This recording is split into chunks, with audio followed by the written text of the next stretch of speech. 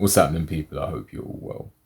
In this video, I'm going to look at Grant Hardin, a former police chief, now a convicted murderer and rapist. When I look at Grant Hardin, it's very worrying because this man held a trusted position in society, and this isn't the first time that an individual has abused a trusted position. And this individual, this whole topic with regards to Grant Hardin leaves more questions than answers. And I'm going to get onto that later on. So I'm going to give some backstory. A man called James Appleton was in a parking lot, and Grant Hardin pulled up into that parking lot, and Grant Hardin shot James Appleton and he drove off. But witnesses saw him, and Grant Hardin returned home. He took his family out to dinner, and he was visibly stressed, but he didn't tell his family what was going on. And on the way back from dinner, Hardin and his family was stopped at a roadblock, and Hardin was taken into the police station for an interrogation.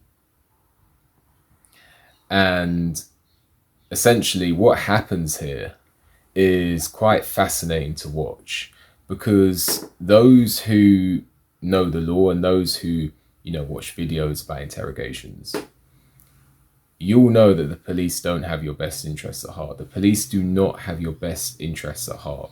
Now, Hardin is a former police officer. When he was arrested, he was working at the Arkansas Correctional Facility. He would have known that the police don't have his best interests at heart. So once his rights were read, you'll watch a fascinating occurrence unfold where the police have a standoff with Hardin. He refuses to answer questions once his rights have been read. And the police are trying to entice him to talk, and he's refusing to talk. Here's the thing. I want to talk to you about what you've done today, okay? Can you just take me through when you woke up this morning to when you got stopped by the police out there in what's the name of that road that you're on? I'm sorry, I'm going drunk. Gant Ridge? I'm not going to say anything after I've been read those rights yet. Okay. Why don't you want to talk to me about your day? Okay. So you don't want to explain what you've done today? Did you? Is there a reason behind that? You read me my rights, and I don't know why. And so, what was the first thing said? I have the right to remain silent. Okay. So you're telling me that you don't want to talk to me right now? I'm going to remain silent.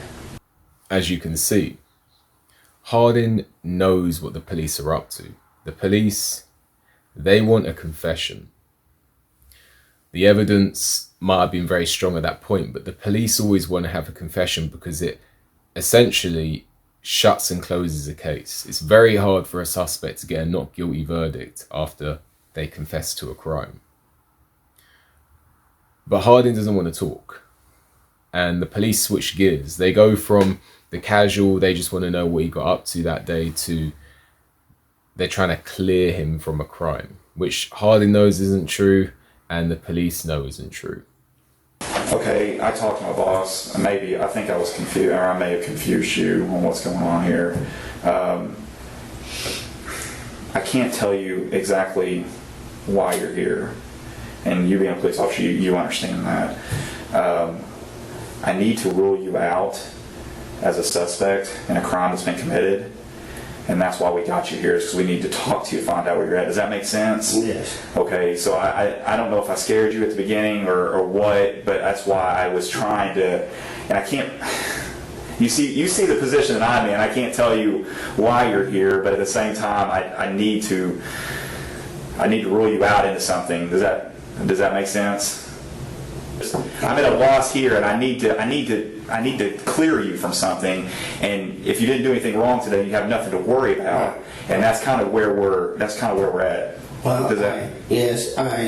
Can you walk me through your day about what happened today? I have to remain silent. Okay. On that. Okay. So you're telling. Right.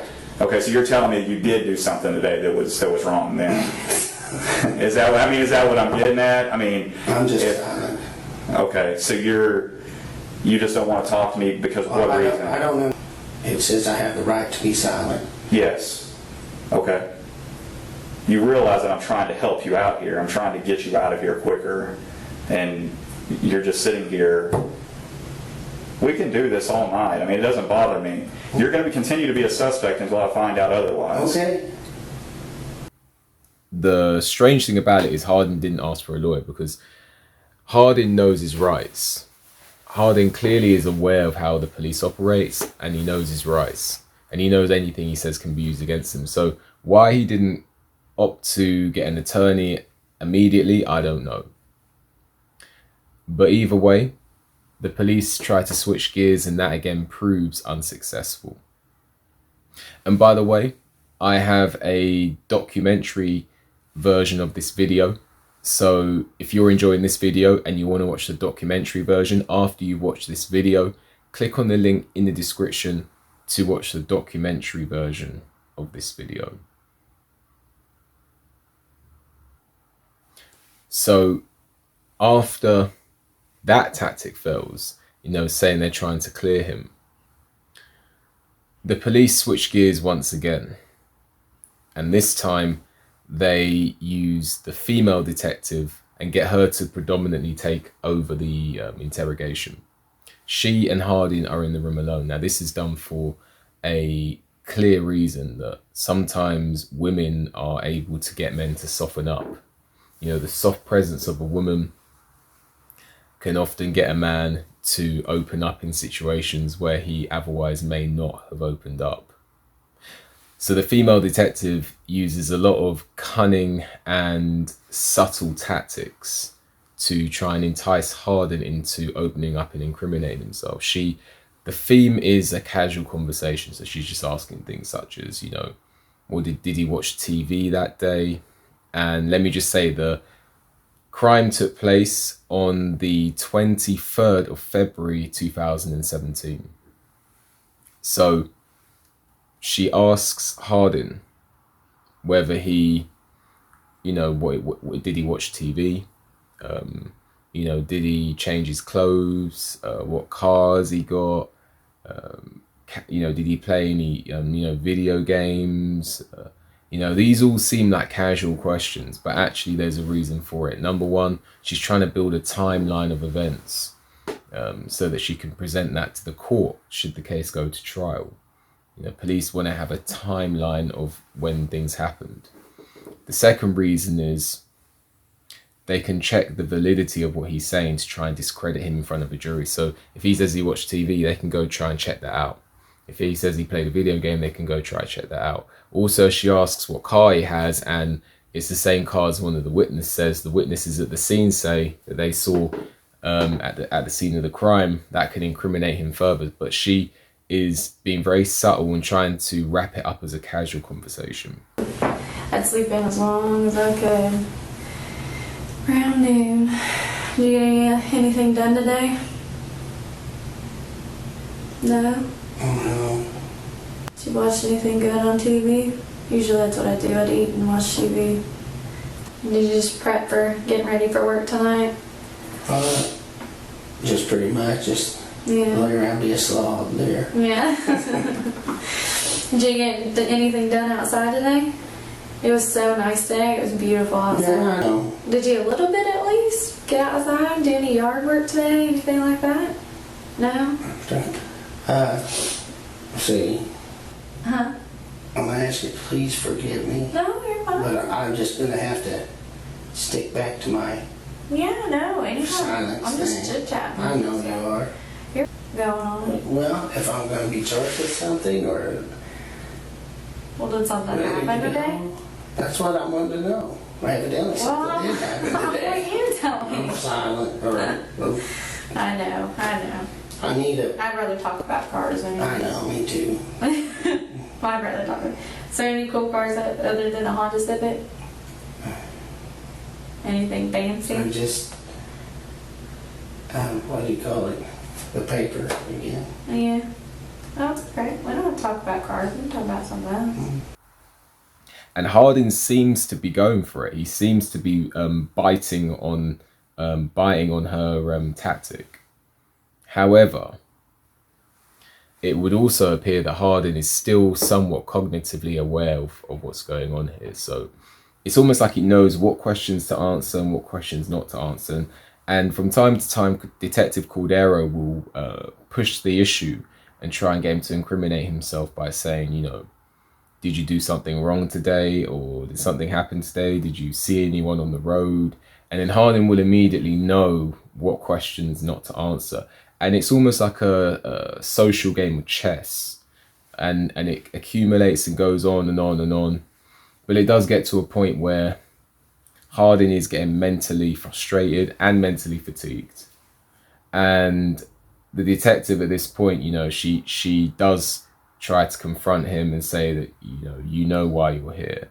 Because the police at this point weren't telling him why he was there. So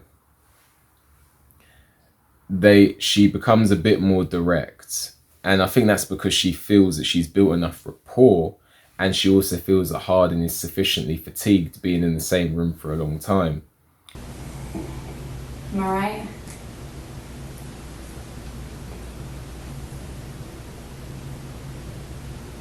You don't have to talk to me, but I'm willing to listen. I know you are.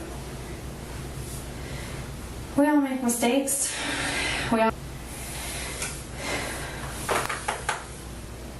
And I think you know that some things are going to come out.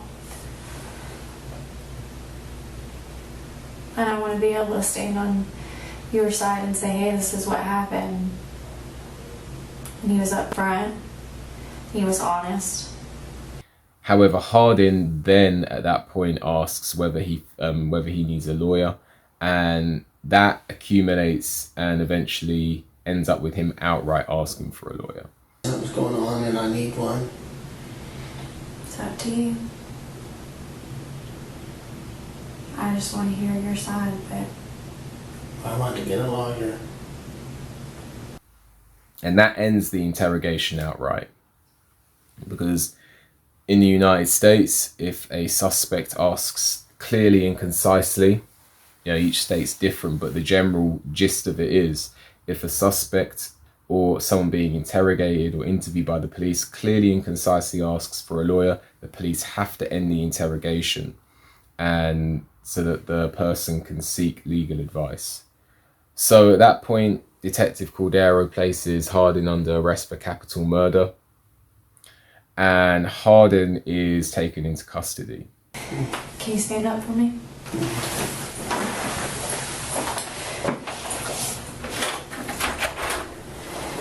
Alright, go ahead and turn around, put your hands behind your back. Being placed under arrest for capital murder.